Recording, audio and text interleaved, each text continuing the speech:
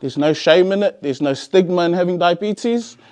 It's just a way of life, eh? And this is what I've been studying for the last 10 weeks is a bit more awareness about diabetes and diabetes in our Pacifica communities and with our families as well. As you guys can see in the front, I've got the main slide here, but just so you guys can follow along with my slides, I have some printouts for you. So yeah, my grandfather was the one that welcomed the Queen onto Rarotonga Airport, and I guess he was the one that had diabetes and passed it down to us. So yeah, this is why my grandfather is the face of diabetes for this one. What is diabetes? As you can see, diabetes is when our body has trouble using sugar. Another word for sugar is glucose. And what glucose does, it turns it into insulin. By not enough insulin or insulin not working properly, insulin is a hormone made in our pancreas. So the pancreas is the main organ that filters out the glucose, that changes our glucose into sugar and sugar into energy. But diabetes affects the body's ability to manage glucose. Insulin production from the pancreas is critical for maintaining blood sugar levels and overall health in individuals. How do we test for diabetes and why do we test for diabetes? Well, diabetes can be silent with no symptoms at all at first. Early detection helps prevent serious complications. Simple blood tests can detect. So, and what blood tests do we go for? Can everyone say HbA1c? HbA1c. And for that test, this test measures our sugar levels in the past 2 to 3 months to give an average. A healthy glucose level should be between 5 and 6. Anything above that, you're pre-diabetic. Anything over 7 is you have diabetes. So, and that's with the test we do is the finger prick test. That is the one that shows our glucose levels. So, but with this test, you would have to go to the doctors and it's a blood test you do with that one. And that will determine if you have type 1 or type 2 diabetes. With type 1 diabetes, it's an autoimmune condition where the body cannot produce insulin, which means your pancreas doesn't work at all. With type 1 diabetes, it is genetics, so it's inherited with type 1 diabetes. We can't do anything with type 1 diabetes. But with type 2 diabetes, it's a metabolic disorder that results in insulin resistant and high blood sugar. And another means self-inflicted. We've done it to ourselves, eh? Type 2 diabetes is poor diet, poor exercise, and different environment. We're not in the islands anymore, so we're not as active as we used to be. Our location, our way of living has changed over the years because we're in New Zealand now and we're in a colder place. So that contributes to diabetes as well. Symptoms of diabetes, if you're always thirsty, going to the toilet often, feeling tired, even though if you've just woken up and you're still feeling tired, blurry vision, so wounds that don't heal fast. So if you've got a wound that's been there for a couple of weeks and it hasn't healed, that's a sign of diabetes as well. Why it matters for our Pacifica people. Why? Because we are 3 to 5 times more likely to get it than our papa'a or palangi counterparts. Why? Because of our genes. We are heavy-boned, we're big-boned naturally. 1 out of 4 Pacifica people have it.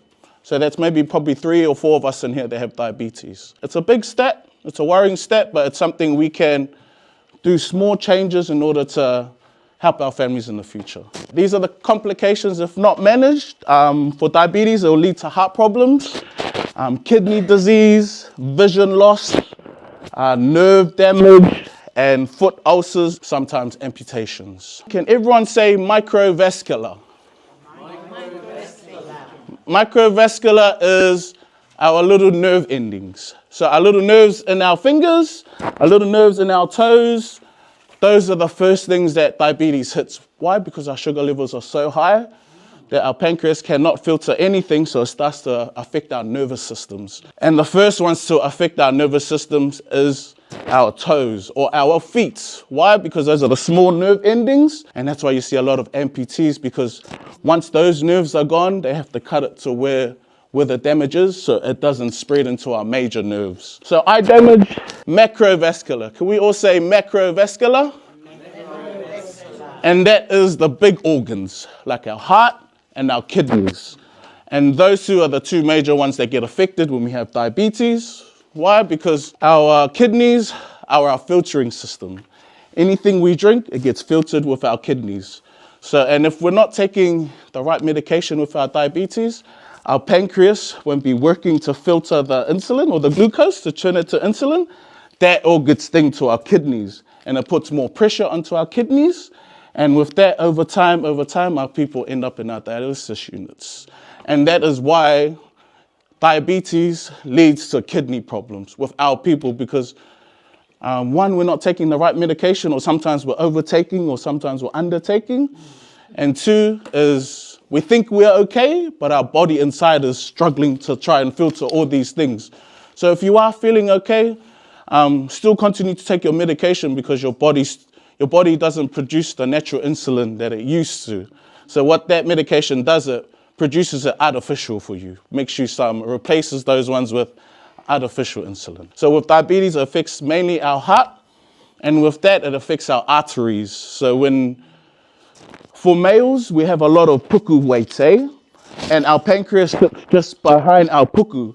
So that's why you're twice as hard to lose weight when you have diabetes, because your metabolic system is not working as it used to be. We're not young, so it's not. Your metabolism is not as fast as it used to be. Our Pacifica people are more prone to diabetes because we carry a lot of weight at our stomach, especially for our men.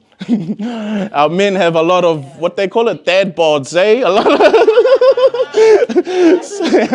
so that's why men are a lot higher to get diabetes, because the pancreas sits at the back of our stomach. And if all that fat is covering our pancreas, it's hard for it to filter. So community support. If you're wanting to make a change, if you're wanting to do something today, tomorrow, there's diabetic clinics, there's etu, see your doctor, see a health coach, or talk to one of our staff. Talk to one of our staff, and then they can point you in the right direction. So with that, we encourage our families to take your medication and ask your doctor if it is the right medication. There's two ways we can manage our diabetes, and it's the best two ways we can do it, and that's just living our island life. First way is eating healthy. I know we like our Chinese, and I know we like our KFC, but in order for us to, live for our grandchildren, we got to go back to our simple ways of eating or living. And that's simple ways of steaming our food, boiling our food, adding no preservatives. So just salt and pepper, even just coconut cream. Coconut cream is good in moderation. Moving, exercise, going for walks, playing with your mokos, just being active. Just being active for at least 30 minutes a day. Run around your house, vacuum your house, do whatever you need to do to just keep moving. Coming here, socializing, because mental health is a big thing for diabetes as well. Because if you're not mentally ready to face what diabetes is, your body won't follow. So for that, being in the right headspace is key as well for diabetes. Less fried food, more vegetables like kumala leaves, pele and cabbage. Portion control, so half veggie, quarter protein, and quarter carbs, But I'll leave that to you guys, I'll leave that to you guys. And the final one is the main killer, or the main thing that's getting our kids, is our sugary drinks, It's cheaper to go get $1 Star drink than to drink water. It's trying to encourage our families that water is life, Sugary drinks has so much sugar in them that it damages our kidneys over time. And one of the sad things is, for Pacifica, our kids are getting diagnosed with diabetes really early now. So as young as 5 years old. My mum is a perfect example, And I always have to tell her, yes, I know you love your grandchild. Yes, I know you want to spoil him and everything, but there is going to be a consequence later on in the future. So for us, it's about educating educating ourselves, So our generation, also our next generation, can be better than us, or can have a better understanding when it comes to these, and not be a stigma to the Pacifica people. So my key takeaways from this presentation: early testing, and that's the main one, is early testing equals better outcomes, because the earlier we can detect diabetes, the earlier we can be on the right track for our bodies to stay in their position. The later we leave it, it's a bit hard for our body to come back on track. There's no shame in it, there's no stigma in having diabetes, it's just a way of life.